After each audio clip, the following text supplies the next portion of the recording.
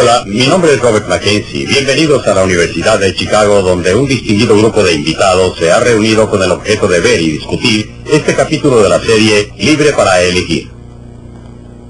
En él es examinado el movimiento del consumidor, el desenvolvimiento total de alto poder en las agencias gubernamentales, hecho que ha traído el deseo de proteger al consumidor en las últimas décadas. ¿Realmente estas agencias sirven? ¿O hay mejores métodos para proteger al consumidor? Esta es la pregunta que Milton Friedman hace en esta película.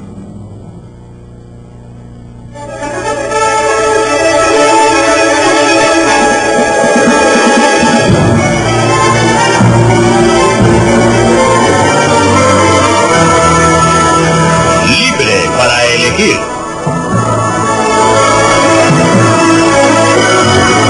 La opinión personal de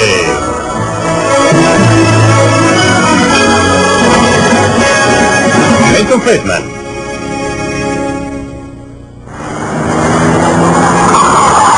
¿Quién protege al consumidor?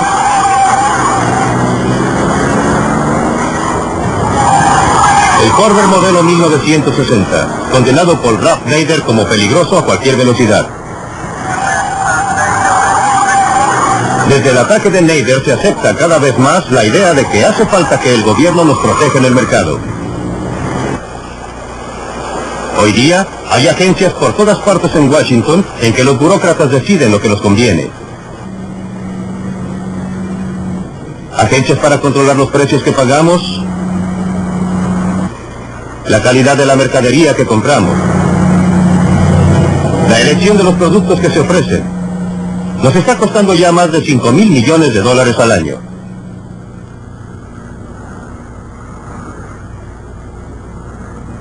Desde el ataque al Corvair, el gobierno ha gastado más y más dinero en nombre de la protección del consumidor.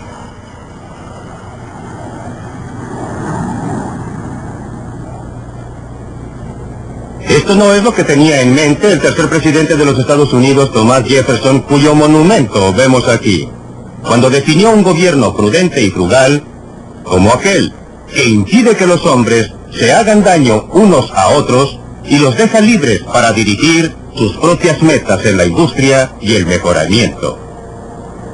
A partir del incidente del Corvair, el gobierno de los Estados Unidos se ha ido abriendo paso cada vez más entre el comprador y el vendedor en los mercados de Norteamérica. Según Thomas Jefferson y sus estándares, lo que tenemos hoy no es un gobierno prudente y frugal, sino uno despilfarrador y entrometido. Los reglamentos federales que gobiernan nuestras vidas se encuentran en muchas partes. Encontramos uno aquí, en la Biblioteca del Congreso, en Washington, D.C. En 1936, el gobierno federal fundó el Registro Federal para registrar todos los reglamentos, audiencias y otros asuntos relacionados con las agencias de Washington. Este es el primer volumen número 1. En 1936 se necesitaron 3 volúmenes como este para registrar todas las materias. En 1937 se necesitaron 4, y después más, y más, y más. Al principio aumentaron lentamente, pero en forma constante, tanto así que año tras año se necesitó una pila más y más grande para registrar todas las audiencias de ese año. Entonces, alrededor de 1970 hubo una verdadera explosión, y una pila no fue suficiente para registrar todos los reglamentos de ese año. Se necesitaron 2 y después 3 pilas. Hasta que un día, en 1977, septiembre 28, el Registro Federal llegó a contar con no menos de 1,754 páginas. Y no son precisamente páginas chicas tampoco. Muchos de estos reglamentos salieron de este edificio. Seguridad de productos de consumo. Estamos separadas las líneas. ¿Puede esperar, por favor? Esta comisión es una de las agencias más recientes establecidas para protegerles. Resortes. ¿En qué le puedo servir? Una de sus tareas es aconsejar al ordenador fue que uno de los que estaban ahí no se comportó en la forma de vida. ¿Y qué se está haciendo respecto a lo inflamable de la vestimenta para niños? Pero su función principal es producir reglamentos y normas. Cientos y cientos, ideados para asegurar la seguridad de los productos que ofrece el mercado. Es difícil escapar de la mano muy visible de la Comisión de Seguridad de Productos de Consumo. salvo en el caso de comestibles y artículos farmacéuticos, municiones y automóviles, que están regulados desde otras agencias. Tiene el poder para regular casi todo lo que se le venga en mente.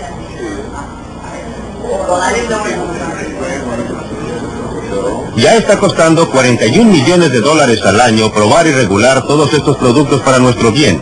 Y eso que recién comienza.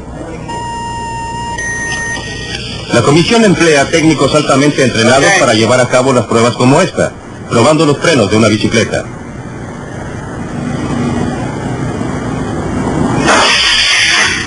Pero el hecho es que un 80% de los accidentes en bicicleta son producto de errores humanos. Estas pruebas pueden algún día lograr frenos más seguros, pero ni eso es seguro. Lo que sí es seguro es que los reglamentos que salen de aquí harán más caras las bicicletas y reducirán la variedad.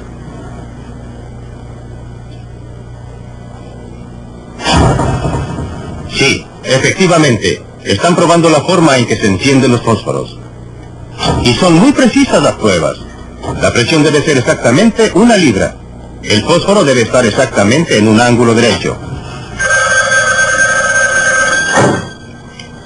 ¿Comisión de Seguridad de Productos de Consumo? No importa cuántas pruebas se hagan, los columpios para niños nunca serán seguros. No se pueden prever los accidentes.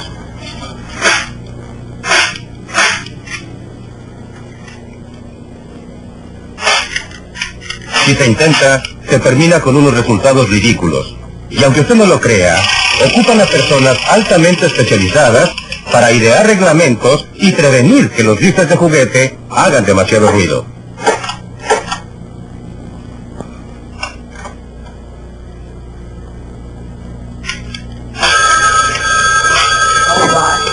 ¿Comisión de seguridad? La comisión en efecto está decidiendo lo que nos conviene. Nos están quitando la libertad para escoger.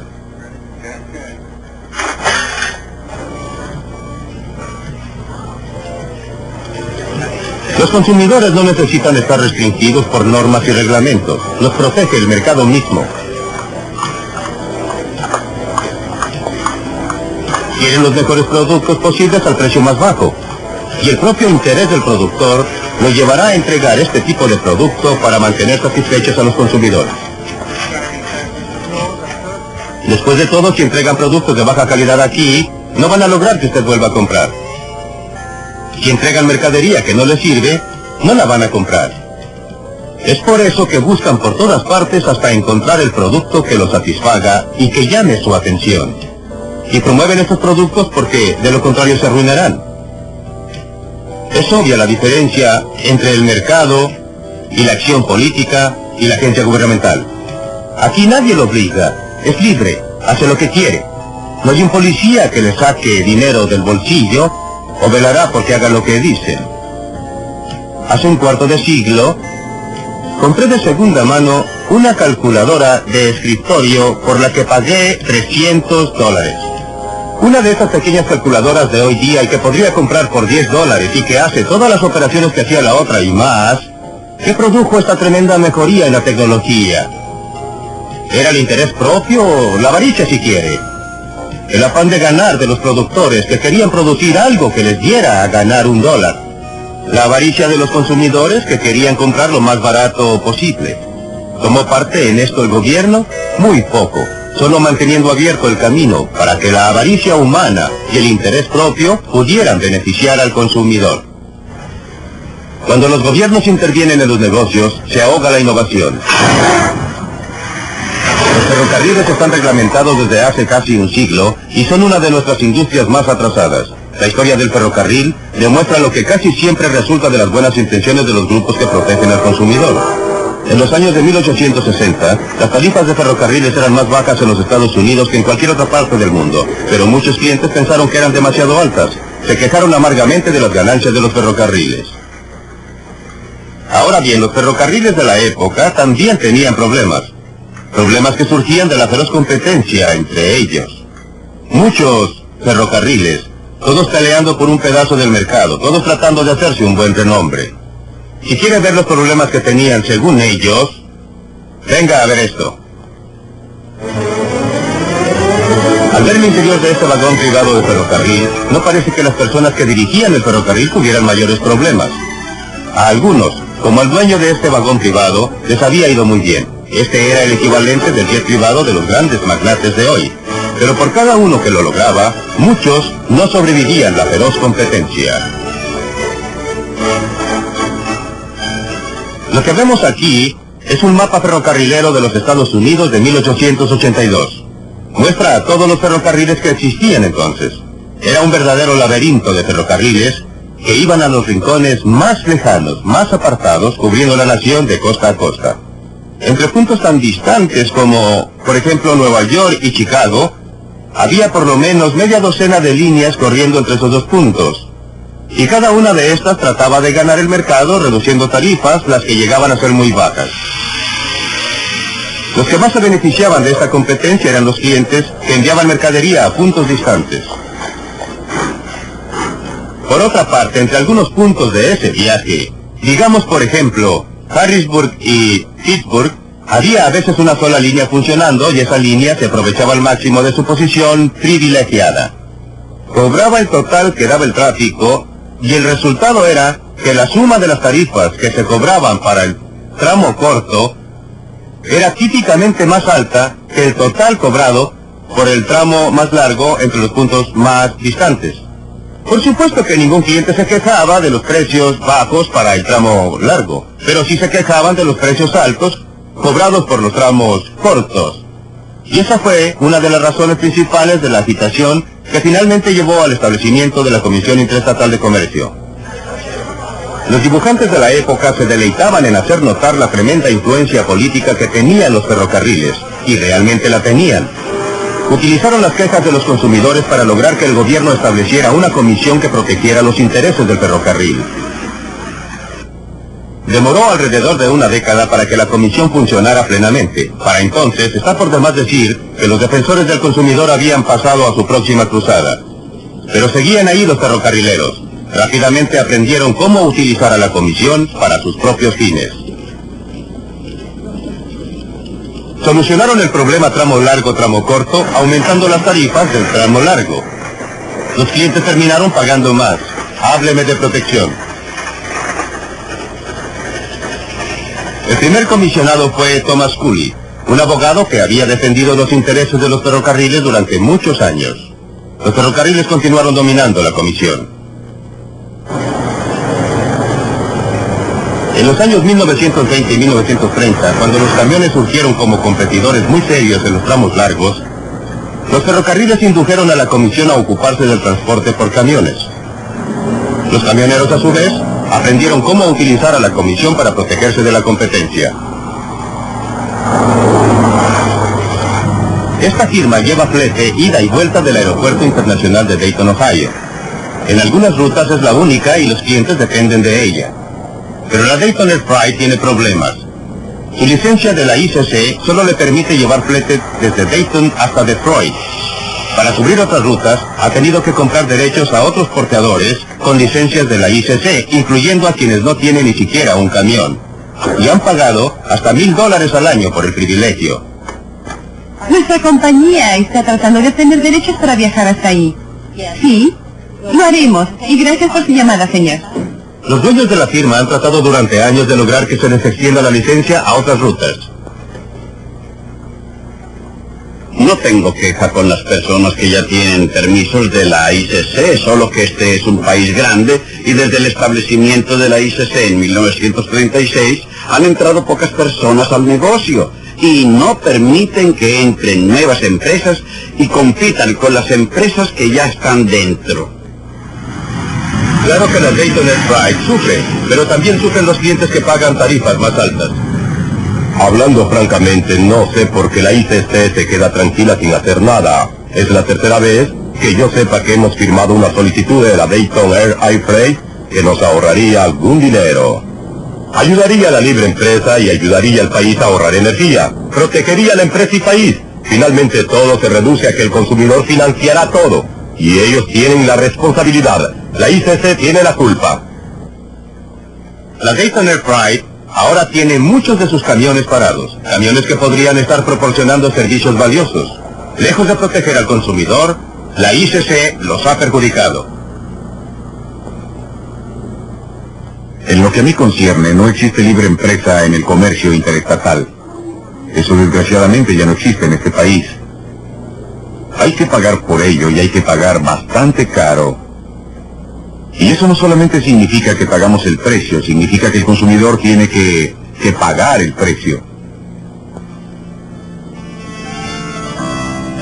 El precio que paga el consumidor cuando se trata de medicinas podría costarle la vida. En el siglo XIX, las farmacias ofrecían un surtido impresionante de píldoras y pócimas. La mayoría no surtía ningún efecto y algunas eran mortales.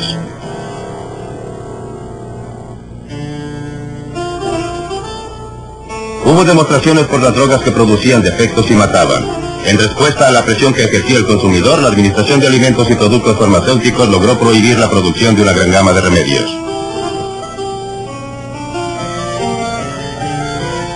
Los tónicos y los elixires, con su propaganda exagerada, desaparecieron del mercado.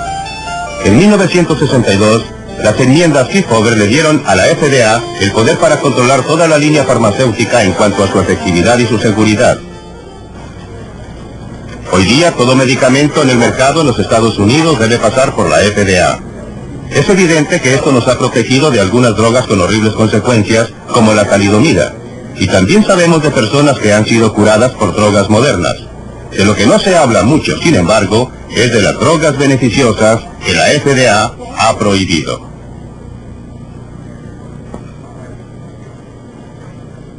Bueno, si examina el significado terapéutico de las drogas que no han llegado a los Estados Unidos, pero que se pueden obtener en otras partes del mundo, como por ejemplo la Gran Bretaña, nos hace dar cuenta de que hay muchos ejemplos de pacientes que han sufrido.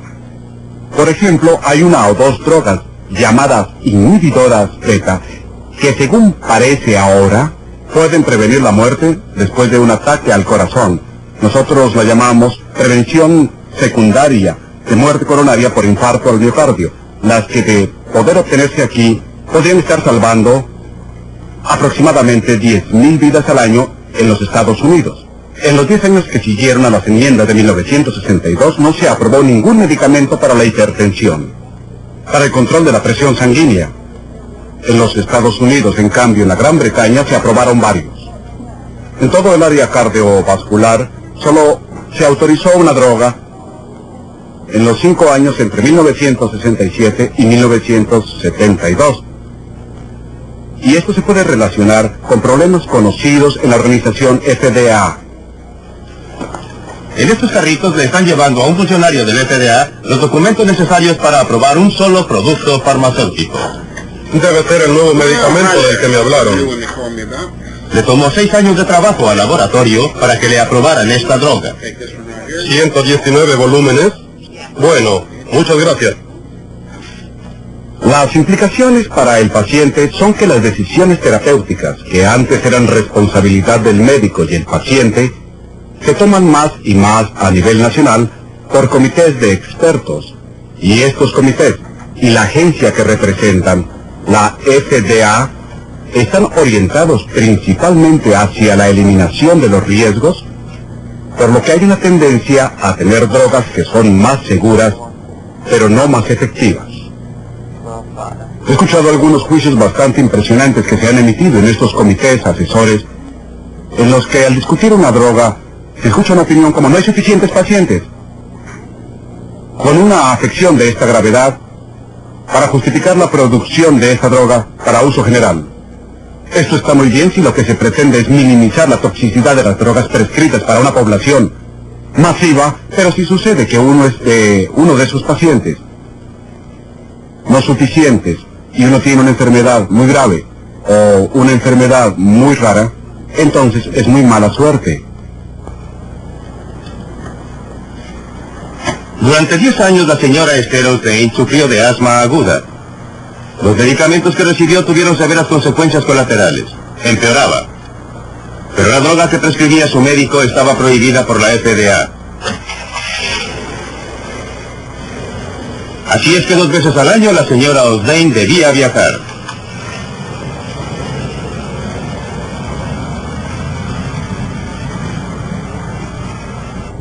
Había estado muy enferma, Me había hospitalizado varias veces y no encontraba la manera de controlar el asma y tenía que cambiar mi forma de vida cuando salía, aunque fuera por un periodo corto. Principalmente porque los derivados de la cortisona me estaban reblandeciendo los huesos e hinchando la cara y ocasionando otros cambios en mi cuerpo. Los médicos estaban bastante ansiosos por quitarme los derivados de la cortisona. La droga que su médico quería que tomara había estado en el mercado durante 5 años en Canadá.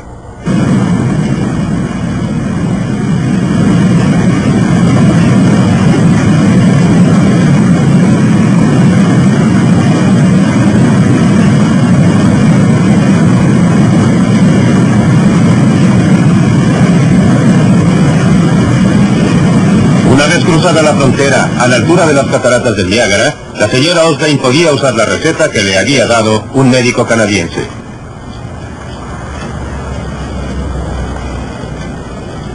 Todo lo que tenía que hacer era dirigirse a cualquier farmacia. Ahí podría comprar la droga que le estaba totalmente prohibida en su país.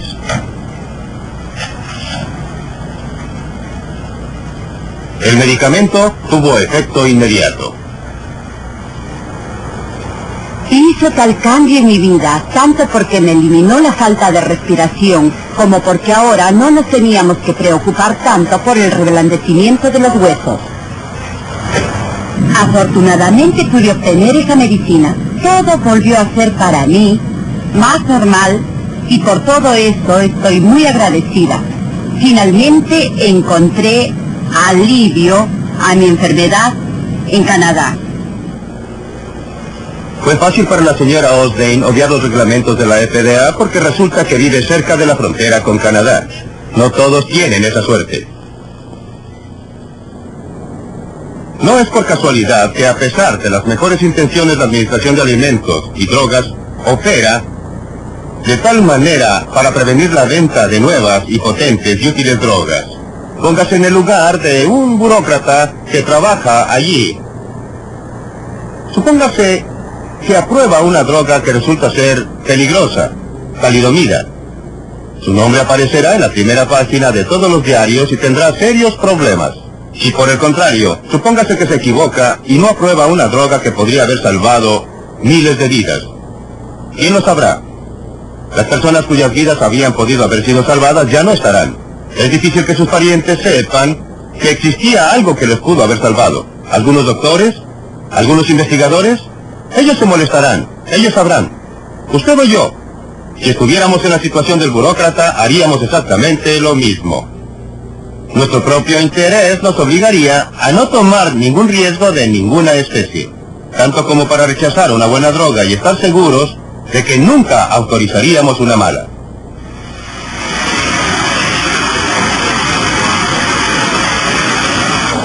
Los laboratorios ya no tienen los medios para desarrollar nuevas drogas en los Estados Unidos para pacientes con enfermedades raras.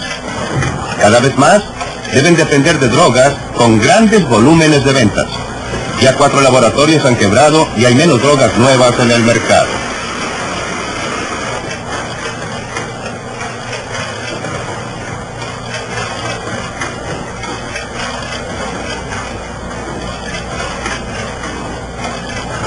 ¿Y a dónde irá a parar todo esto? No aprendimos nada de la experiencia. ¿Se acuerdan de la prohibición?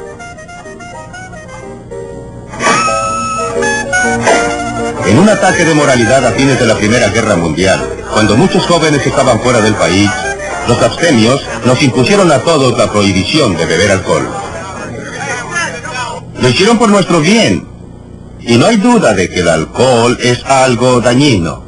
Sin duda se pierden más vidas todos los años por el alcohol y también por el cigarrillo que por todas las sustancias peligrosas que controla la FDA.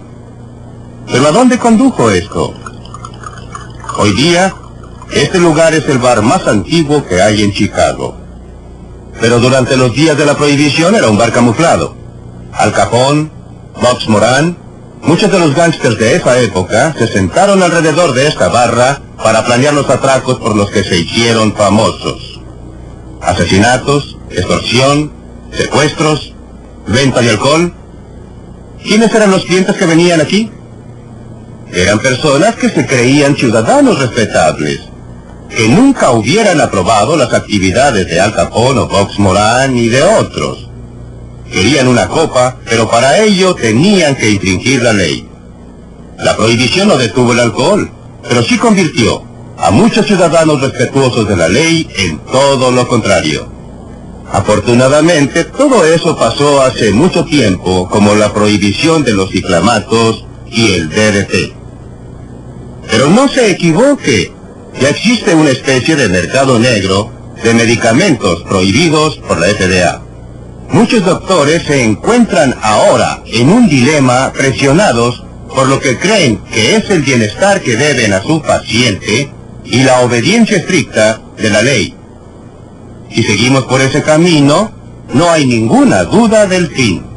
Después de todo, si está bien que el gobierno nos proteja contra el uso peligroso de rifles, escopetas y bicicletas, la lógica nos dice que se debería prohibir otra actividad mucho más peligrosa como el deporte del deltaplán, las motos y el esquí.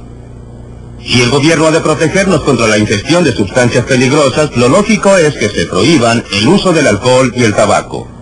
Aún las personas que administran las agencias reguladoras se horrorizan frente a esta posibilidad y miran para otro lado. En cuanto a lo demás, no queremos saber nada de ello. Que sea el gobierno el que nos informe, pero que nos deje decidir por nosotros mismos los riesgos que queremos tomar con nuestras propias vidas.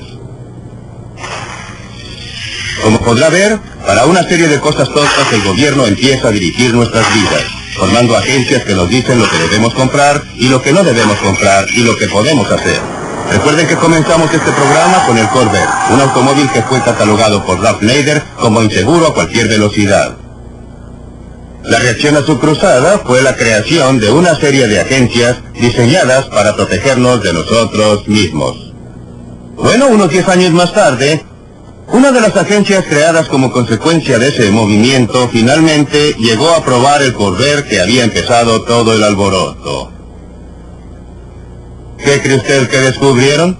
Durante 1 año y medio, compararon el rendimiento del Corvair con el de otros vehículos comparables y llegaron a esta conclusión. Repito textualmente, el Corvair del año 1960-63 se compara favorablemente con los demás vehículos contemporáneos que se utilizaron en las pruebas. Hoy en día, hay clubes de dueños de Corvair en todo el país. Los Corvair han llegado a ser piezas de colección. Los consumidores han pasado su veredicto sobre Ralph Nader y los reglamentos gubernamentales. Como dice Abraham Lincoln, no se les puede engañar a todos todo el tiempo. Es hora de que nos dejen de tomar el pelo. Aquellos burócratas bien intencionados que dicen protegernos porque no nos podemos proteger solos. Los hombres y las mujeres que han alimentado este movimiento han sido sinceros. Creen que nosotros, como consumidores, no somos capaces de protegernos solos, que necesitamos la ayuda de un gobierno sabio y benéfico. Pero como pasa a menudo, los resultados han sido muy distintos de las intenciones. No solo han sido nuestros bolsillos robados de miles de millones de dólares, pero estamos peor protegidos de lo que estábamos antes. Libre para elegir.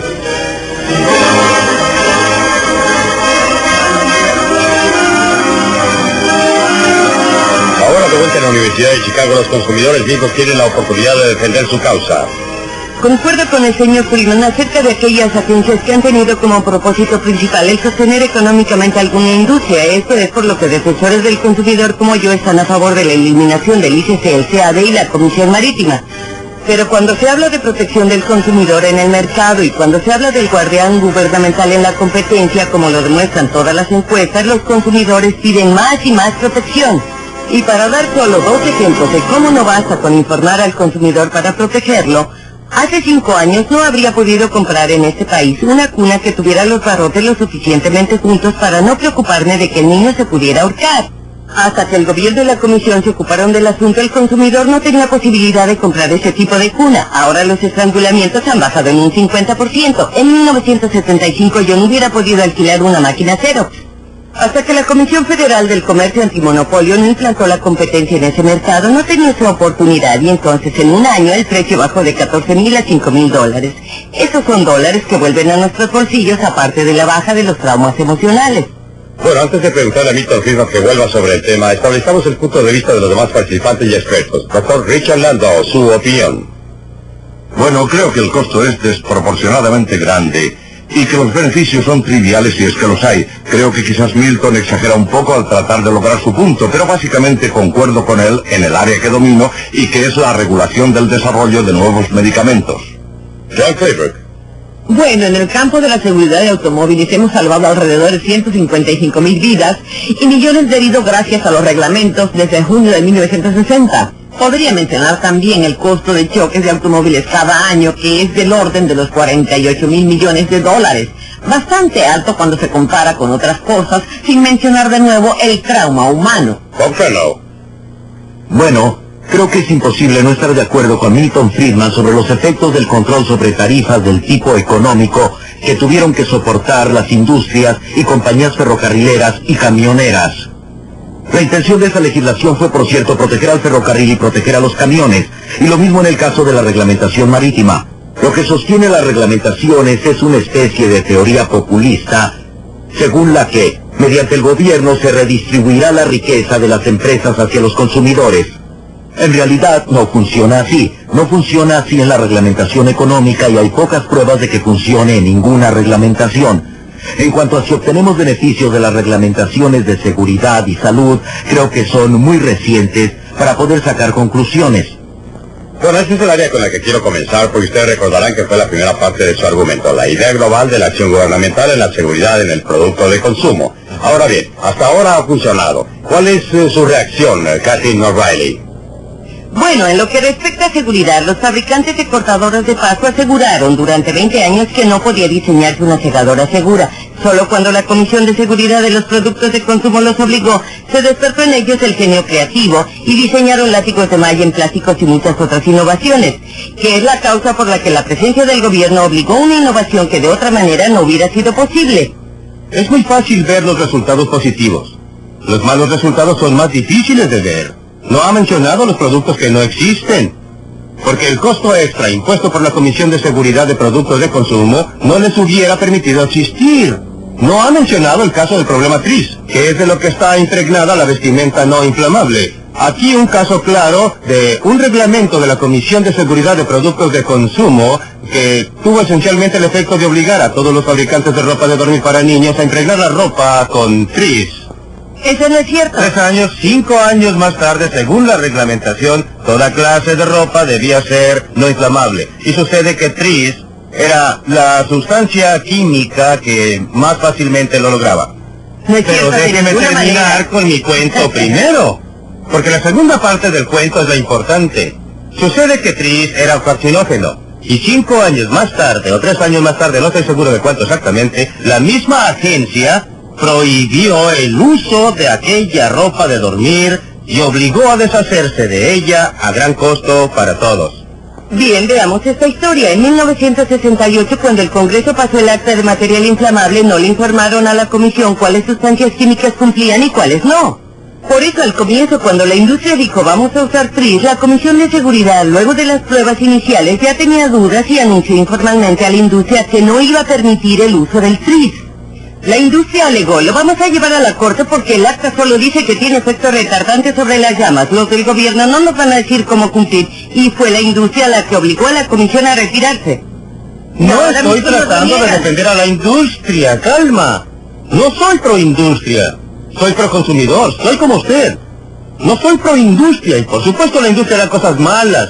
El asunto a dilucidar es qué mecanismo es más efectivo para proteger los intereses de los consumidores.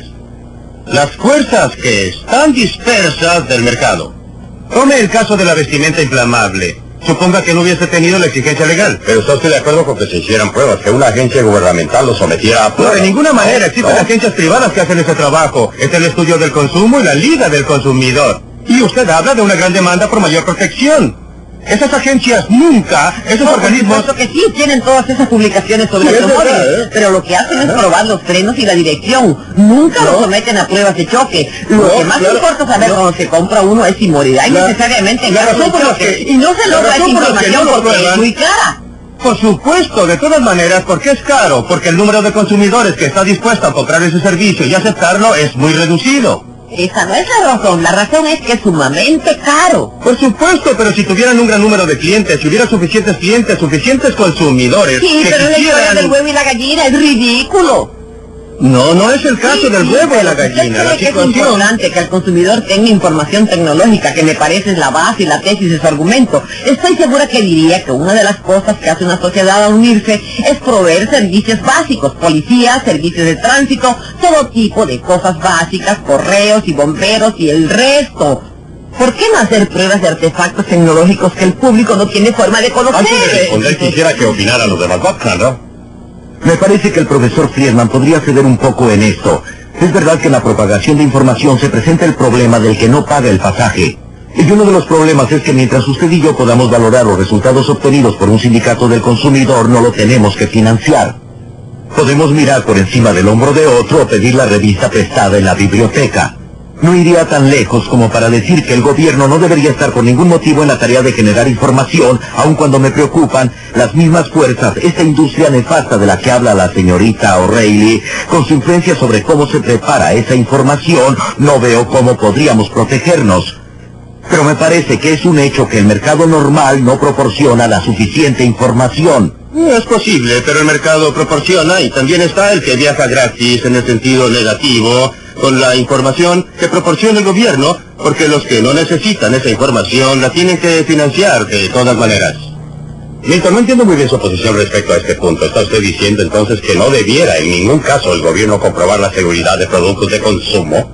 Estoy diciendo, y conviene separar las cosas, estoy diciendo que no cabe que el gobierno le prohíba al consumidor comprar mercadería que podría ser perjudicial. En cambio, ¿pero cómo sabe sabía muy usted qué bien efecto que, tendría? por el momento trato de separar las cosas. Existen áreas en que el gobierno debe proteger a los ciudadanos. Por ejemplo, en el caso de los automóviles... Bueno, ¿y qué hay de los niños? Los niños no escogen. No. Ellos no opinan por el Los padres toman las decisiones. Analicemos... Pero si la industria las toma, solo no se puede podemos escoger. analizar un asunto a la vez. Es un poco difícil verlo todo un tiempo. Veamos una cosa a la vez. Yo digo que no es correcto que el gobierno me obligue a protegerme a mí mismo. Ahora bien, si el gobierno tiene esa información... ¿Tiene o la obtiene? Bueno, supongamos que tiene esa información. Entonces debería hacerla pública, ponerla al alcance de todos. El otro punto es, ¿existen circunstancias en que el gobierno debiera reunir esa información? Es posible que existan circunstancias, deben ser consideradas una por una. A veces hay, otras veces no. Aunque ahora yo quisiera que regresáramos al área de la señora Claybrook. El problema de las bolsas de aire. Cierto. Si entiendo bien la situación y no sé nada sobre los aspectos técnicos del asunto de la bolsa de aire en un automóvil, ella está destinada a protegerme a mí como conductor. No evita que yo tenga un accidente o que le haga daño a otra persona porque se activa solo en caso de accidente. Pues bien, ¿por qué no puedo yo tomar esa decisión? ¿Quién es usted para decirme que debo gastar, no sé cuánto, 200, 300, 400 dólares en esa bolsa? Lo que decimos es que cuando un automóvil choca contra una pared a 50 kilómetros por hora, los del asiento delantero deben tener protección automática incorporada en el auto. ¿Deben? ¿Por qué deben? ¿Pero por qué deben? No me importa si se trata de una bolsa de aire o un cinturón de Una seguridad. es que el derecho sagrado a la vida es algo muy respetado en este país. Es más valiosa para mí que para usted. Mi vida es más valiosa para mí. Bueno, ¿Usted pero... usa usted a su ver, cinturón de ¿usted sabe que seguridad? en un caso como este... A veces sí, a veces no. No parece ser tan valiosa para usted. Si lo fuera, usaría el cinturón. Perdóneme, hay otras cosas Sí. que son más valiosas. Sí, pero su uso es algo simple. Pero mi pregunta ahora es, y quiero una respuesta directa. Pero hay una razón básica del por qué, y es porque una persona cuando compra un automóvil no sabe cómo se va a comportar el auto en diversas situaciones. Ese es el punto número 1. Número 2. Hay un estándar mínimo básico y ese es el estándar de rendimiento. No es que lo obligue a usted a tener ciertas piezas en su automóvil, pero sería un estándar básico que su auto ya traería y que al comprarlo nadie dejaría de tenerlo. de manera de evitar heridos innecesarios en las carreteras, el costo para la sociedad, el costo para el individuo y los traumas para sus familias. Usted sugiere teóricamente que es mucho mejor que la gente salga y se mate, aun cuando no sepa qué es lo que le va a pasar cuando choquen. Usted está evitando el punto principal. Si usted tiene esa información, désela. El punto en discusión no es el de proporcionar la información o no. El punto es, ¿qué derecho tiene usted de obligar a alguien a gastar dinero para proteger su propia vida? No la de otras personas, solo la de él. Y la otra pregunta que le voy a hacer es, ¿duda usted por algún momento de que prohibiendo el alcohol salvaría muchas más vidas en las carreteras que con la bolsa de aire, los cinturones de seguridad? ¿Se opone usted a la prohibición sobre la base de principios o solo porque la legislación no sería efectiva? Me opongo a la prohibición porque no creo que dé resultado. Por eso me opongo a ella. Ahora suponga que realmente resultara. Quiero llegar al asunto de los principios. ¿Sí? Suponga que estuviera convencida que realmente resultaría. Suponga que la prohibición podría resultar. ¿Estaría usted de acuerdo con ella? No, estoy en favor de la fabricación de productos. Estoy en favor de la fabricación de productos que sirvan al público. Me fascinaron algunos de los comentarios al comienzo. Todos concuerdan con que las agencias antiguas eran malas. Pero las de hoy no las hemos podido analizar. No, los está llevando a su red. No estuvieron de acuerdo con eso. En fin, siga usted con su teoría. Cuando usted habla del principio básico es, denme la información, déjenme escoger por mí mismo si esa es la meta final. Porque en cualquiera de las audiencias a las que haya asistido y pido a cualquiera que demuestre lo contrario, si se trata de bolsas de aire o de ese o sacarina o lo que sea, nunca están las víctimas. Tampoco los que perdieron un brazo por culpa de una segadora. Nunca comparecen para decir, gracias a Dios que me dieron el derecho de llegar a ser lisiado. Nunca se escucha a una víctima dar gracias al gobierno por haberle dado la opción. Nunca se ha oído a la víctima agradecer al Departamento de Justicia por no lisiarla. Usted podría hacer una observación sobre ese punto. Bueno, cuando se usó el DES para retener los embarazos hace 25 y 30 años, había cero evidencia de que causaría cáncer en la gente, menos en los niños de las mujeres embarazadas. Está ignorando los estudios de 1941. No hubo investigación en 1941. Esta es mi área de conocimiento. Soy endocrinólogo. No hubo nada. Bueno, hay una cantidad. No sigamos por ese camino. Déjeme preguntarle a la señorita sobre algo que no entiendo. Si el problema de los medicamentos es que no hay competencia, hay varios laboratorios en los Estados Unidos, en el mundo entero, como la reglamentación que está diseñada para mantener ciertos productos fuera del mercado, es decir, para restringir aún más el surtido de medicamentos, va a fomentar la competencia o la innovación. En realidad, todo lo que yo he aprendido en economía me lleva a pensar que esto está destinado a reducir la competencia. Y uno de los grandes beneficios de la reglamentación de los medicamentos es que si soy una compañía farmacéutica con un medicamento antiguo y muy probado en el mercado, querría que se mantuvieran fuera los nuevos productos. Creo que ahí está la lección que se aprende del control gubernamental, sea esta la Administración Nacional de Seguridad en Carreteras por los niveles de economía de combustible, sea por medicamentos, o sea el control de la producción. El efecto es anticompetitivo, de ningún modo favorece la competencia. Si yo me explayara un poco sobre lo que dice Bob, él y yo, estoy seguro, todos los economistas estaríamos de acuerdo en que la forma más eficaz de estimular la competencia sería abrir totalmente el comercio y eliminar los aranceles. Las medidas más anticonsumo que se encuentran en los estatutos son las restricciones al comercio exterior. ¿A la Federación de Consumidores de Norteamérica atestiguado en contra de los aranceles? Ni siquiera se nos ha pedido. Ahora, la Administración de Alimentos y Medicamentos, y aquí, doctor, sé que usted tiene un interés especial en esto. ¿Cuál fue su reacción al análisis de Milton respecto al fracaso? Bueno, creo que es aún peor que el análisis de Milton o del análisis que hace el Dr. Wardell. Si uno pudiera examinar las innovaciones en medicamentos durante los últimos 25 a 30 años, vería que la mayoría de los medicamentos, que todos aceptarían como milagrosos, salieron al mercado antes de la enmienda Kefauver. Son las enmiendas de 1962. Exactamente. Bueno, la enmienda de 1962, como dice Milton, en realidad dio eficacia a la reglamentación de seguridad. Los encargados de aplicar esta ley fueron los que la echaron a perder. No veo cómo uno podría objetar la ley en sí misma. Lo que pasó fue que los que la administraron se volvieron locos con la seguridad. Lo único que se alteró de la ley fue lo relativo a su eficacia. Por lo demás, las dos cosas están íntimamente ligadas. Para una enfermedad grave como es el cáncer, habrá que tolerar un medicamento peligroso. Para tratar un dolor de cabeza deberá ser muy, pero muy seguro. Ahora bien, esto es una cosa sabida, pero los encargados llegaron a ponerse medio histéricos con la talidomida.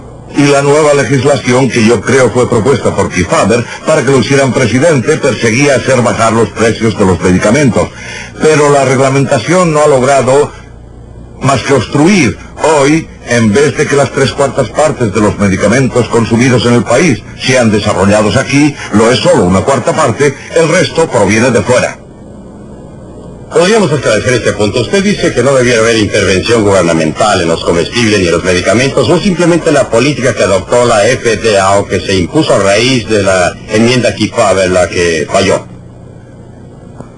Creo que es necesario tener ciertas pautas y es posible establecer pautas basadas en la enmienda Kefauver, quitándoles la responsabilidad de la toma de decisiones a los burócratas de la Administración de Alimentos y Medicamentos. Usted dirá cómo. Yo diría que dándoselo a consejos de expertos imparciales para que tomen las decisiones. ¿Milton, está de acuerdo con eso? No, no lo estoy. ¿Puedo hacer un comentario? Porque nunca he visto... ¿Ha visto usted alguna vez a un gato que ladre? No, realmente no. Pues bien, las agencias gubernamentales y las leyes gubernamentales siguen sus propias leyes, de la misma manera que la naturaleza determina que los gatos no ladren. Las leyes de la ciencia social dicen que cuando se le da poder a una agencia para que aplique normas, ese poder va a ser usado. Quisiera pasar a la tercera área elegida por Milton, la Comisión de Comercio Interestatal como ejemplo. Ahora bien, este está más cerca de su campo de acción, Robert. ¿Cuál es su reacción frente al análisis que hace y qué cree que debiera hacerse al respecto? Bueno, creo que no logrará mucha reacción de parte de... No creo que haya alguien en esta reunión que no se preocupe por los beneficios o los costos que significa la reglamentación del transporte. El único grupo favorable a que continúe la reglamentación que encontrará será la Asociación Americana de Transporte Camionero. Y ni siquiera ellos son convincentes respecto a los beneficios o consecuentes con lo que dijeron ayer. No hay una buena razón que justifique continuar con esta reglamentación.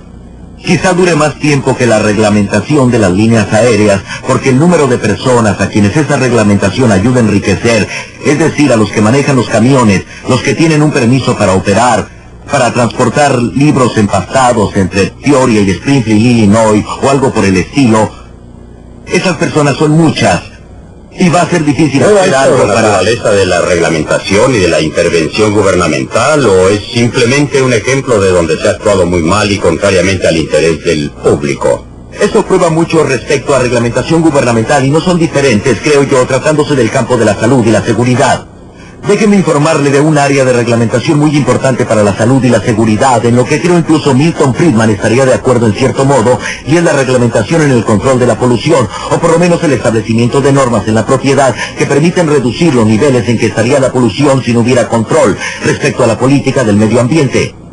En el Congreso, los que más están a favor de esa política provienen de la parte noroeste de los Estados Unidos. Y los menos, aquellos con más bajo promedio de votos en el Congreso, vienen del suroeste y de Alaska. Se preguntarán por qué, y una posible respuesta pienso que sería que el aire está viciado en la ciudad de Nueva York, pero no creo que se encuentre mucha gente que se preocupe seriamente por la calidad del aire en esa ciudad. En Nueva York lo que les preocupa son sus perspectivas de empleo y el valor de sus bienes. De no haber una política del medio ambiente en este país, lo que pasaría es que el comercio se trasladaría al suroeste y al oeste de los Estados Unidos. Por consiguiente, los parlamentarios del este están muy a favor de una política que prohíba, mediante el control de la polución, prohíba una total gravitación de la forma que asume, pero lo usan como excusa, tal como usarán otras excusas, digamos, ante la agencia de la señorita Claybrook para solicitar reglamentos estrictos y poder promover el valor de su producto. Antes de volver a la ICC, que es precisamente lo que quiero hacer, Milton, ¿cuál es su reacción al tema de la polución?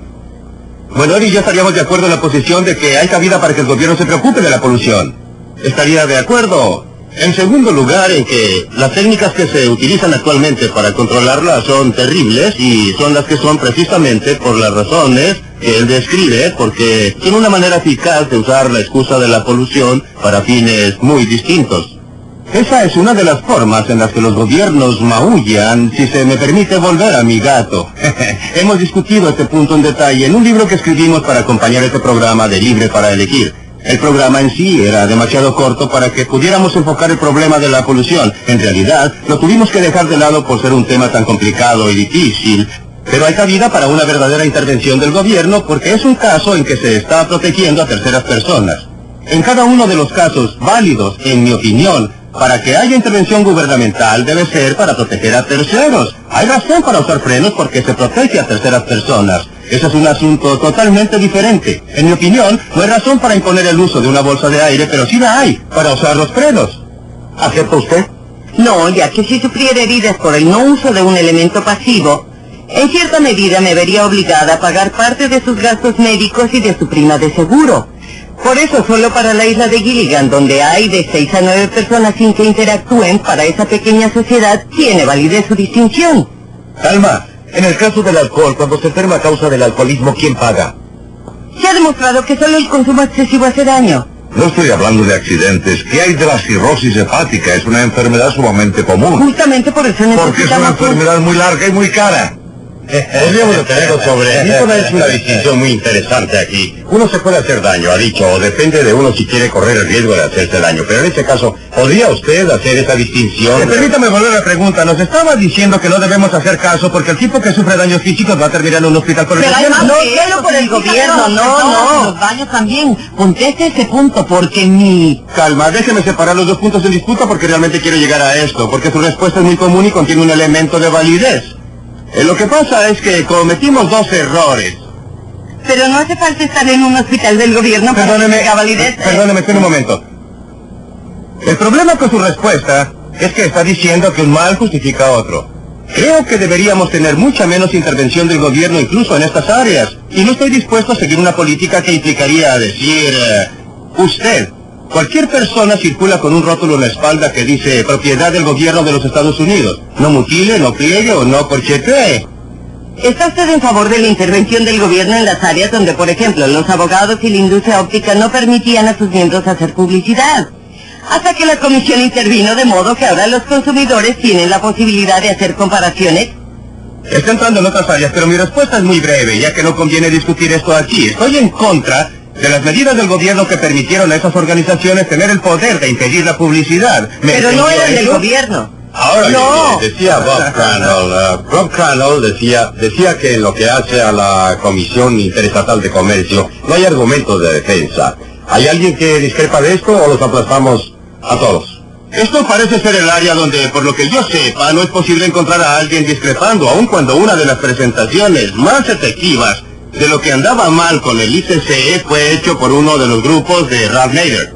Quizás usted haya estado asociado con ese grupo, eso es lo que realmente me sorprende. En el fondo hay aquí gente como Ralph Nader y su grupo que echan una mirada al ICC. ¿Y cuál es la solución que recomienda? Más de lo mismo, otro tipo de regulación. No. El único problema es que no era la gente adecuada quienes estaban regulando. Esto no es cierto. Esta es una exposición completamente... Usted trabaja para Nader, ¿verdad? Sí, claro. Ahí está la solución del doctor Randó para el problema médico, que la regulación la haga la gente Esto no adecuada. refleja de ninguna manera la diferencia entre la ICC y la regulación en el campo de salud y seguridad. Comprende dos puntos. Uno se refiere a los aspectos económicos y los beneficios para la industria. Otro se refiere a la necesidad de proteger la vida humana. Perdóneme, puede terminar. El segundo punto se refiere a lo que usted mencionó de relaciones con terceras personas. Usted habla de frenos porque tiene efectos sobre otras personas, pero además hay otros efectos. Por ejemplo, si estas terceras personas no usan casco y los atropella con su motocicleta, usted tendrá que pagar elevadísimos daños a terceros porque ellos no tomaron las precauciones debidas en el camino público. Y surge la pregunta, ¿el camino público deberá ser usado en tal forma que pueda producir daños? Nada de lo que dos personas hacen en el mundo, nada queda aislado. Todo tiene grandes efectos sobre terceros, pero tiene que guardar las proporciones, y lo importante es que la intervención del gobierno tiene efectos sobre terceros. Cuando el gobierno interviene en estos asuntos, lesiona a terceros, me saca dinero, me reduce mi libertad, restringe muchas actividades alrededor del mundo. Los beneficios en el campo de los automóviles llegan a ser 55,000 muertes. Esta es una estadística muy dudosa, porque una vez más, cada uno de los estudios toma en cuenta los beneficios y no el costo. Es falso que los estudios no hayan tomado en Me cuenta refiero los a costos en costos. vidas humanas. no miraron, no miraron, por ejemplo... ¿Podría explicar lo que quiere decir? Ajá. Sí. Miremos el automóvil. Haciendo subir el precio de los automóviles, aumenta el interés por mantener automóviles viejos en circulación. El aumento de la edad del automóvil obra en contra de la seguridad. Cuando usted aumenta la seguridad de los vehículos para que la gente pueda... La gente conduce con mayor velocidad o con menos cuidado, hay más muertes entre los peatones, creo. Es una teoría que carece de pruebas y ya ha sido rechazada. Y de hecho, todas las economías en vidas humanas podrían... ¿Por quién? Pues no, hay una serie de estudios incluso de Yale, creo. Cooper de Yale y otros, pero lo más importante es que la reglamentación que ha estado en vigencia durante los últimos 10 años demostró que ha habido un descenso en las muertes por accidentes de automóvil. Déjeme volver a lo anterior. Vea, lo que más ha influido en la economía de vidas humanas ha sido la limitación de velocidad a 55 millas por hora. Pero no, eso no es cierto. Y esta reglamentación no corresponde Sí, pero también es a una reglamentación de seguridad. Ha sido introducida principalmente para ahorrar gasolina. Es una reglamentación. Bien, referente a la Pero su declaración reglamentación. no es correcta, en el sentido que la economía en vidas humanas haya venido principalmente de la limitación a 55 millas, pero había 55.000 muertes menos debido a las reglas de seguridad. Perdóneme. Ajá. Ha habido 55.000 muertes menos según sus estimaciones. Otras estimaciones... No, sino el contador Perdóneme, general. también otras estimaciones. La estimación que hizo el profesor Persman de esta universidad en un estudio muy serio estimó que no había economía en vida humana cuando uno tomaba en cuenta todos los efectos indirectos. Ahora bien, el estudio que él hizo quizá no esté en lo correcto. No creo que No lo estoy esté. tratando de decir que... Pero quizá el otro estudio tampoco esté en lo cierto, ¿eh? Sí, bueno. ¿Qué opina de eso, ah? La ventaja está del lado de los consumidores. No, le ruego me perdone, si la gente quiere exponer su vida y a ella. Está volviendo a decir que usted no estaría en favor de una prohibición del plan Delta, ¿eh? Preguntamos a la industria automotriz Eso es mucho más peligroso. ¿Prohibió acaso el autódromo de las 500 millas de Indianápolis? Preguntamos a la industria automotriz cuánto se ahorraría si eliminaran las normas de seguridad introducidas en 1968 y la respuesta fue esta: no podríamos quitarlas, el público ya se acostumbró al parabrisas laminado que no les abre el cráneo, a la columna de dirección que cede, al tablero acolchado. Esta es la norma de la sociedad, pero la reglamentación cambió la manera de pensar del público y la percepción de lo que es posible. Y así, lo que usted sugiere es que la reglamentación del gobierno solo produce cosas que el público no quiere, pero usted no tiene ningún derecho todo de... lo que pasó en ese campo. Los frenos en las 4 ruedas fueron instituidos aún antes de la existencia de la Dejemos esta reglamentación. materia por esta semana y esperemos estar juntos en el nuevo episodio la semana que sigue.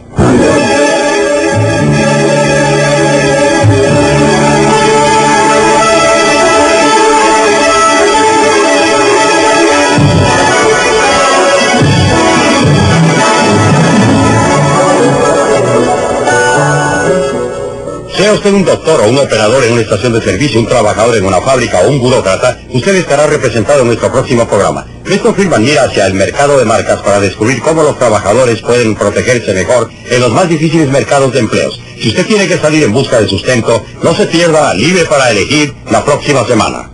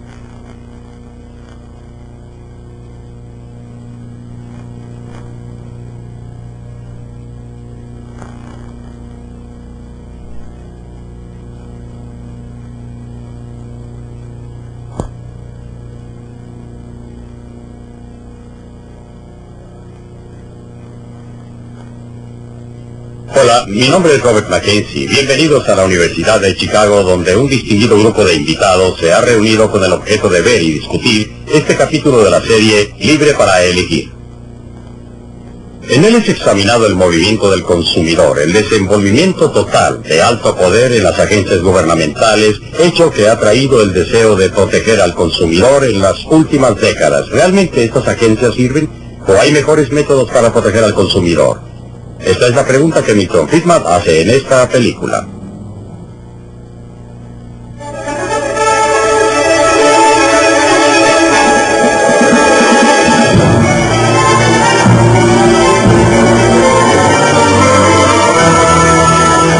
Libre para elegir.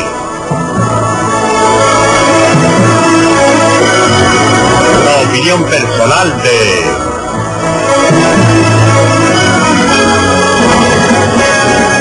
Milton Friedman.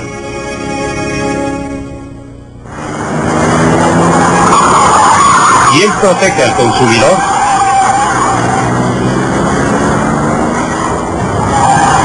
El Corvair modelo 1960, condenado por Ralph Nader como peligroso a cualquier velocidad. Desde el ataque de Nader se acepta cada vez más la idea de que hace falta que el gobierno nos proteja en el mercado. Hoy día hay agencias por todas partes en Washington en que los burócratas deciden lo que nos conviene. Agencias para controlar los precios que pagamos, la calidad de la mercadería que compramos, la elección de los productos que se ofrecen. Nos está costando ya más de $5,000 millones al año.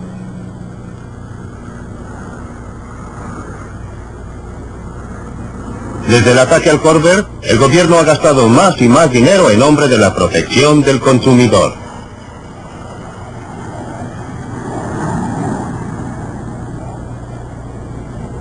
Esto no es lo que tenía en mente el tercer presidente de los Estados Unidos, Thomas Jefferson, cuyo monumento vemos aquí, cuando definió un gobierno prudente y frugal como aquel que impide que los hombres se hagan daño unos a otros y los deja libres para dirigir sus propias metas en la industria y el mejoramiento.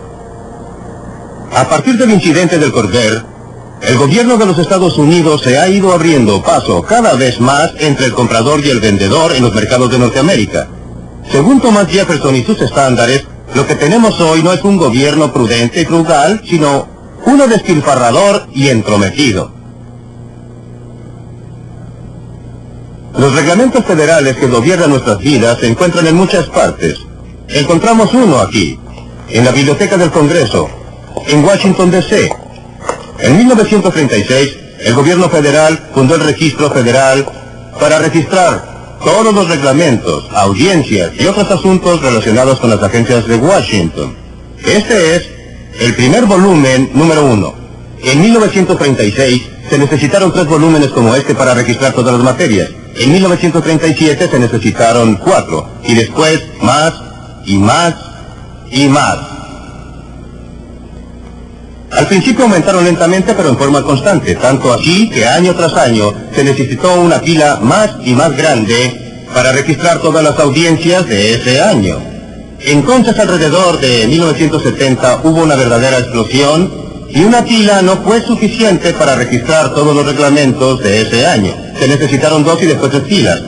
Hasta que un día, en 1977, septiembre 28, el Registro Federal llegó a contar con no menos de 1,754 páginas. Y no son precisamente páginas chicas tampoco. Muchos de estos reglamentos salieron de este edificio. Seguridad de productos de consumo. Estamos ocupadas las líneas. ¿Puede esperar, por favor? Esta comisión es una de las agencias más recientes establecidas para protegerles. Resortes. ¿En qué le puedo servir? Una de sus tareas es aconsejar. Lo que lo delató fue que uno de los que estaban ahí no se comportó en la forma debida. ¿Y qué se está haciendo respecto al inflamable de la vestimenta para niños? Pero su función principal es producir reglamentos y normas. Cientos y cientos, ideados para asegurar la seguridad de los productos que ofrece el mercado. Es difícil escapar de la mano muy visible de la Comisión de Seguridad de Productos de Consumo. Salvo en el caso de comestibles y artículos farmacéuticos, municiones y automóviles, en 1962, las enmiendas Kefauver le dieron a la FDA el poder para controlar toda la línea farmacéutica en cuanto a su efectividad y su seguridad. Hoy día todo medicamento en el mercado en los Estados Unidos debe pasar por la FDA. Es evidente que esto nos ha protegido de algunas drogas con horribles consecuencias, como la talidomida. Y también sabemos de personas que han sido curadas por drogas modernas. De lo que no se habla mucho, sin embargo, es de las drogas beneficiosas que la FDA ha prohibido.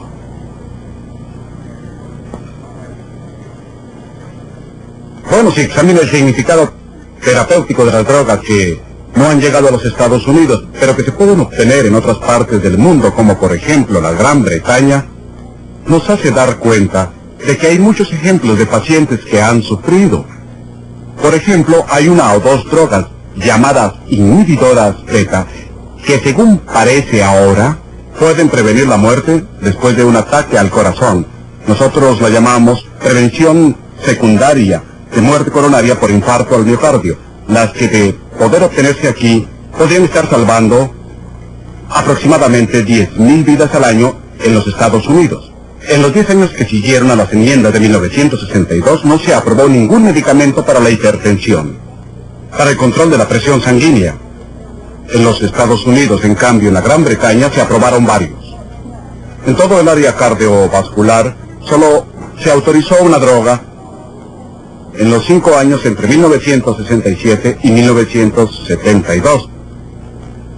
Y esto se puede relacionar con problemas conocidos en la organización FDA. En estos carritos le están llevando a un funcionario del FDA los documentos necesarios para aprobar un solo producto farmacéutico. Debe ser el nuevo medicamento del que me hablaron. Le tomó 6 años de trabajo al laboratorio para que le aprobaran esta droga. 119 volúmenes. Bueno, muchas gracias. Las implicaciones para el paciente son que las decisiones terapéuticas, que antes eran responsabilidad del médico y el paciente, se toman más y más a nivel nacional por comités de expertos.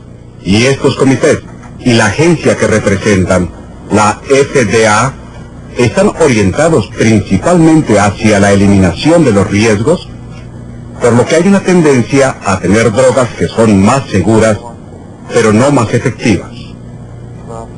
He escuchado algunos juicios bastante impresionantes que se han emitido en estos comités asesores, en los que al discutir una droga, se escucha una opinión como no hay suficientes pacientes con una afección de esta gravedad para justificar la producción de esta droga para uso general.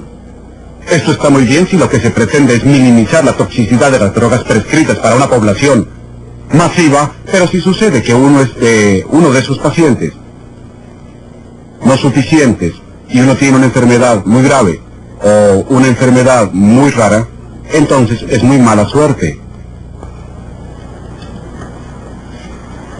Durante 10 años la señora Esther O'Tain sufrió de asma aguda. Los medicamentos que recibió tuvieron severas consecuencias colaterales. Empeoraba. Pero la droga que prescribía su médico estaba prohibida por la FDA. Así es que 2 veces al año la señora O'Tain debía viajar.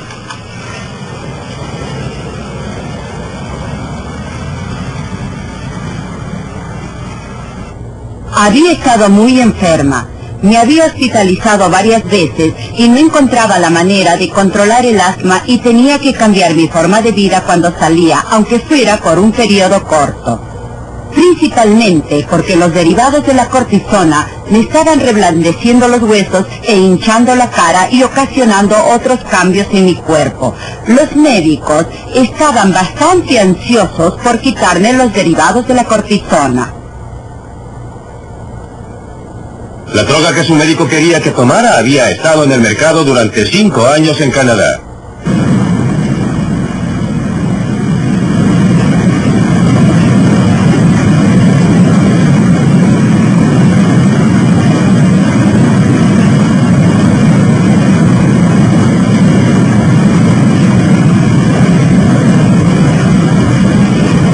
Una vez cruzada la frontera, a la altura de las cataratas del Niágara, la señora O'Tain podía usar la receta que le había dado un médico canadiense.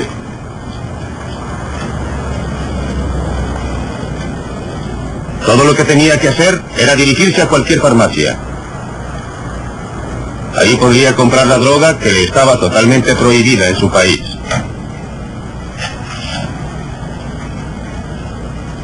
El medicamento tuvo efecto inmediato. Hizo tal cambio en mi vida, tanto porque me eliminó la falta de respiración, como porque ahora no nos teníamos que preocupar tanto por el reblandecimiento de los huesos. Afortunadamente pude obtener esa medicina. Todo volvió a ser para mí más normal y por todo esto estoy muy agradecida. Finalmente encontré alivio a mi enfermedad en Canadá. Fue fácil para la señora Osdane obviar los reglamentos de la FDA porque resulta que vive cerca de la frontera con Canadá. No todos tienen esa suerte. No es por casualidad que a pesar de las mejores intenciones de Administración de Alimentos y Drogas, opera de tal manera para prevenir la venta de nuevas y potentes y útiles drogas. Póngase en el lugar de un burócrata que trabaja allí.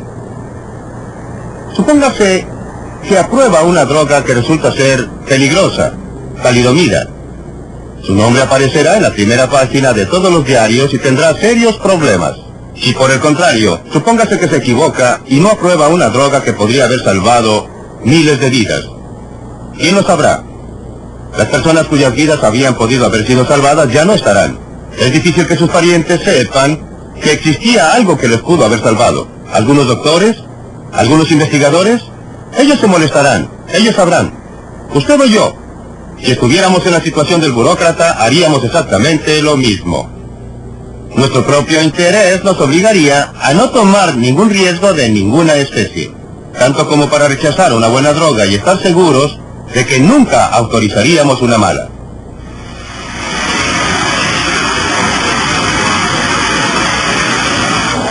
Los laboratorios ya no tienen los medios para desarrollar nuevas drogas en los Estados Unidos para pacientes con enfermedades raras. Cada vez más deben depender de drogas con grandes volúmenes de ventas. Ya 4 laboratorios han quebrado y hay menos drogas nuevas en el mercado.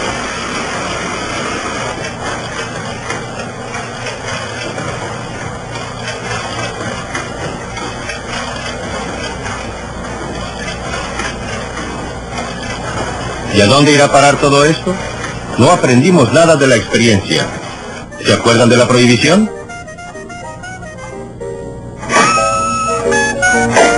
En un ataque de moralidad a fines de la Primera Guerra Mundial, cuando muchos jóvenes estaban fuera del país, los abstemios nos impusieron a todos la prohibición de beber alcohol. Lo hicieron por nuestro bien, y no hay duda de que el alcohol es algo dañino. Sin duda se pierden más vidas todos los años por el alcohol y también por el cigarrillo que por todas las sustancias peligrosas que controla la FDA. ¿Pero a dónde condujo esto? Hoy día, este lugar es el bar más antiguo que hay en Chicago. Pero durante los días de la prohibición era un bar camuflado. Al Capone, Box Moran, muchos de los gángsters de esa época se sentaron alrededor de esta barra para planear los atracos por los que se hicieron famosos. Asesinatos, extorsión, secuestros, venta de alcohol. ¿Quiénes eran los clientes que venían aquí? Eran personas que se creían ciudadanos respetables, que nunca hubieran aprobado las actividades de Al Capone o Box Moran y de otros. Querían una copa, pero para ello tenían que infringir la ley. La prohibición no detuvo el alcohol, pero sí convirtió a muchos ciudadanos respetuosos de la ley en todo lo contrario. Afortunadamente, todo eso pasó hace mucho tiempo, como la prohibición de los ciclamatos y el DDT. Pero no se equivoque, ya existe una especie de mercado negro de medicamentos prohibidos por la FDA. Muchos doctores se encuentran ahora en un dilema, presionados por lo que creen que es el bienestar que deben a su paciente y la obediencia estricta de la ley. Si seguimos por ese camino, no hay ninguna duda del fin. Después de todo, si está bien que el gobierno nos proteja contra el uso peligroso de rifles, escopetas y bicicletas, la lógica nos dice que se debería prohibir otra actividad mucho más peligrosa como el deporte del deltaplán, las motos y el esquí. Si el gobierno ha de protegernos contra la ingestión de sustancias peligrosas, lo lógico es que se prohíban el uso del alcohol y el tabaco. Aún las personas que administran las agencias reguladoras se horrorizan frente a esta posibilidad y miran para otro lado. En cuanto a lo demás, no queremos saber nada de ello. Que sea el gobierno el que nos informe, pero que nos deje decidir por nosotros mismos los riesgos que queremos tomar con nuestras propias vidas. Como podrá ver, para una serie de cosas tontas el gobierno empieza a dirigir nuestras vidas, formando agencias que nos dicen lo que debemos comprar y lo que no debemos comprar y lo que podemos hacer. Recuerden que comenzamos este programa con el Corvair, un automóvil que fue catalogado por Ralph Nader como inseguro a cualquier velocidad. La reacción a su cruzada fue la creación de una serie de agentes que están regulados desde otras agencias. Tienen el poder para regular casi todo lo que se le venga en mente.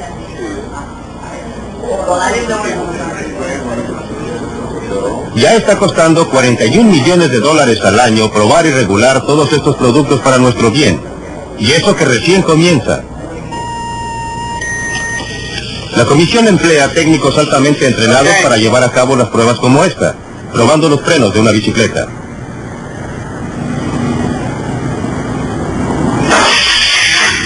Pero el hecho es que un 80% de los accidentes en bicicleta son producto de errores humanos.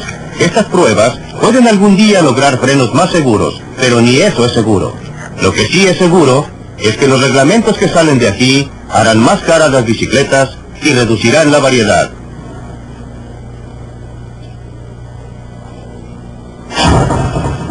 Sí, efectivamente, están probando la forma en que se encienden los fósforos.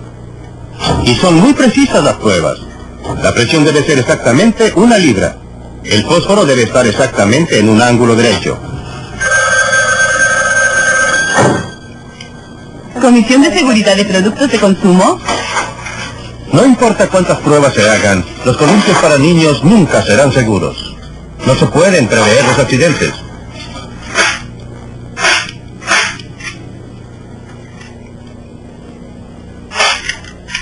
Si se intenta, se termina con unos resultados ridículos. Y aunque usted no lo crea, ocupan a personas altamente especializadas para idear reglamentos y prevenir que los rifles de juguete hagan demasiado ruido.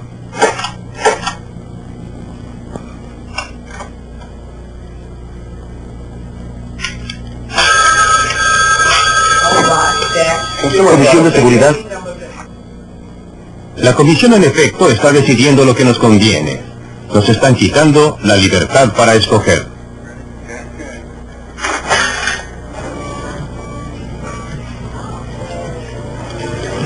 Los consumidores no necesitan estar restringidos por normas y reglamentos. Los protege el mercado mismo. Quieren los mejores productos posibles al precio más bajo. Y el propio interés del productor los llevará a entregar este tipo de producto para mantener satisfechos a los consumidores. Después de todo, si entregan productos de baja calidad aquí, no van a lograr que usted vuelva a comprar. Si entregan mercadería que no les sirve, no la van a comprar. Es por eso que buscan por todas partes hasta encontrar el producto que los satisfaga y que llame su atención. Y promueven estos productos porque de lo contrario se arruinarán. Es obvia la diferencia entre el mercado y la acción política y la agencia gubernamental. Aquí nadie lo obliga, es libre, hace lo que quiere. No hay un policía que le saque dinero del bolsillo o velará porque haga lo que dicen. Hace un cuarto de siglo, compré de segunda mano una calculadora de escritorio por la que pagué $300. Una de esas pequeñas calculadoras de hoy día y que podría comprar por $10 y que hace todas las operaciones que hacía la otra y más, que produjo esta tremenda mejoría en la tecnología. ¿Era el interés propio o la avaricia si quiere? El afán de ganar de los productores que querían producir algo que les diera a ganar $1. La avaricia de los consumidores que querían comprar lo más barato posible. ¿Tomó parte en esto el gobierno? Muy poco, solo manteniendo abierto el camino para que la avaricia humana y el interés propio pudieran beneficiar al consumidor. Cuando los gobiernos intervienen en los negocios, se ahoga la innovación. ferrocarriles están reglamentados desde hace casi un siglo y son una de nuestras industrias más atrasadas. La historia del ferrocarril demuestra lo que casi siempre resulta de las buenas intenciones de los grupos que protegen al consumidor. En los años de 1860, las tarifas de ferrocarriles eran más bajas en los Estados Unidos que en cualquier otra parte del mundo, pero muchos clientes pensaron que eran demasiado altas. Se quejaron amargamente de las ganancias de los ferrocarriles. Ahora bien, los ferrocarriles de la época también tenían problemas. Problemas que surgían de la feroz competencia entre ellos. Muchos ferrocarriles, todos peleando por un pedazo del mercado, todos tratando de hacerse un buen renombre. Si quiere ver los problemas que tenían según ellos, venga a ver esto. Al ver el interior de este vagón privado de ferrocarril, no parece que las personas que dirigían el ferrocarril tuvieran mayores problemas. A algunos, como al dueño de este vagón privado, les había ido muy bien. Este era el equivalente del jet privado de los grandes magnates de hoy. Pero por cada uno que lo lograba, muchos no sobrevivían la feroz competencia. Lo que vemos aquí es un mapa ferrocarrilero de los Estados Unidos de 1882. Muestra a todos los ferrocarriles que existían entonces. Era un verdadero laberinto de ferrocarriles que iban a los rincones más lejanos, más apartados, cubriendo la nación de costa a costa. Entre puntos tan distantes como, por ejemplo, Nueva York y Chicago, había por lo menos media docena de líneas corriendo entre esos dos puntos. Y cada una de estas trataba de ganar el mercado reduciendo tarifas, las que llegaban a ser muy bajas. Los que más se beneficiaban de esta competencia eran los clientes que enviaban mercadería a puntos distantes. Por otra parte, entre algunos puntos de ese viaje, digamos por ejemplo, Harrisburg y Pittsburgh, había a veces una sola línea funcionando y esa línea se aprovechaba al máximo de su posición privilegiada. Cobraba el total que daba el tráfico y el resultado era que la suma de las tarifas que se cobraban para el tramo corto era típicamente más alta que el total cobrado por el tramo más largo entre los puntos más distantes. Por supuesto que ningún cliente se quejaba de los precios bajos para el tramo largo, pero sí se quejaban de los precios altos cobrados por los tramos cortos. Y esa fue una de las razones principales de la agitación que finalmente llevó al establecimiento de la Comisión Interestatal de Comercio. Los dibujantes de la época se deleitaban en hacer notar la tremenda influencia política que tenían los ferrocarriles, y realmente la tenían. Utilizaron las quejas de los consumidores para lograr que el gobierno estableciera una comisión que protegiera los intereses del ferrocarril. Demoró alrededor de una década para que la comisión funcionara plenamente. Para entonces, está por demás decir que los defensores del consumidor habían pasado a su próxima cruzada. Pero seguían ahí los ferrocarrileros. Rápidamente aprendieron cómo utilizar a la comisión para sus propios fines. Solucionaron el problema tramo largo-tramo corto aumentando las tarifas del tramo largo. Los clientes terminaron pagando más. Hábleme de protección. El primer comisionado fue Thomas Cooley, un abogado que había defendido los intereses de los ferrocarriles durante muchos años. Los ferrocarriles continuaron dominando la comisión.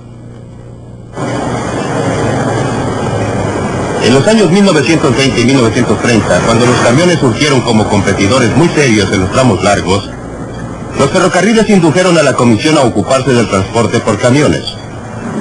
Los camioneros, a su vez, aprendieron cómo utilizar a la comisión para protegerse de la competencia. Esta firma lleva flete ida y vuelta del Aeropuerto Internacional de Dayton, Ohio. En algunas rutas es la única y los clientes dependen de ella. Pero la Dayton Air Freight tiene problemas. Su licencia de la ICC solo le permite llevar flete desde Dayton hasta Detroit. Para cubrir otras rutas, ha tenido que comprar derechos a otros porteadores con licencias de la ICC, incluyendo a quienes no tienen ni siquiera un camión. Y han pagado hasta $1,000 al año por el privilegio. Nuestra compañía está tratando de obtener derechos para viajar hasta ahí. Sí, lo haremos. Y gracias por su llamada, señor. Los dueños de la firma han tratado durante años de lograr que se les extienda la licencia a otras rutas. No tengo queja con las personas que ya tienen permisos de la ICC, solo que este es un país grande y desde el establecimiento de la ICC en 1936 han entrado pocas personas al negocio y no permiten que entren nuevas empresas y compitan con las empresas que ya están dentro. Claro que la Dayton Air Freight sufre, pero también sufren los clientes que pagan tarifas más altas. Hablando francamente, no sé por qué la ICC se queda tranquila sin hacer nada. Es la tercera vez que yo sepa que hemos firmado una solicitud de la Dayton Air Freight que nos ahorraría algún dinero. Ayudaría a la libre empresa y ayudaría al país a ahorrar energía. Protegería a la empresa y país. Finalmente todo se reduce a que el consumidor financiará todo. Y ellos tienen la responsabilidad. La ICC tiene la culpa. La Dayton Air Freight ahora tiene muchos de sus camiones parados. Camiones que podrían estar proporcionando servicios valiosos. Lejos de proteger al consumidor, la ICC los ha perjudicado. En lo que a mí concierne, no existe libre empresa en el comercio interestatal. Eso desgraciadamente ya no existe en este país. Hay que pagar por ello y hay que pagar bastante caro. Y eso no solamente significa que pagamos el precio, significa que el consumidor tiene que pagar el precio. El precio que paga el consumidor cuando se trata de medicinas podría costarle la vida. En el siglo XIX, las farmacias ofrecían un surtido impresionante de píldoras y pócimas. La mayoría no surtían ningún efecto y algunas eran mortales.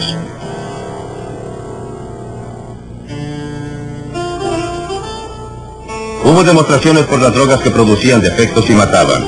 En respuesta a la presión que ejercía el consumidor, la Administración de Alimentos y Productos Farmacéuticos logró prohibir la producción de una gran gama de remedios. Los tónicos y los elixires, con su propaganda exagerada, desaparecieron del mercado. En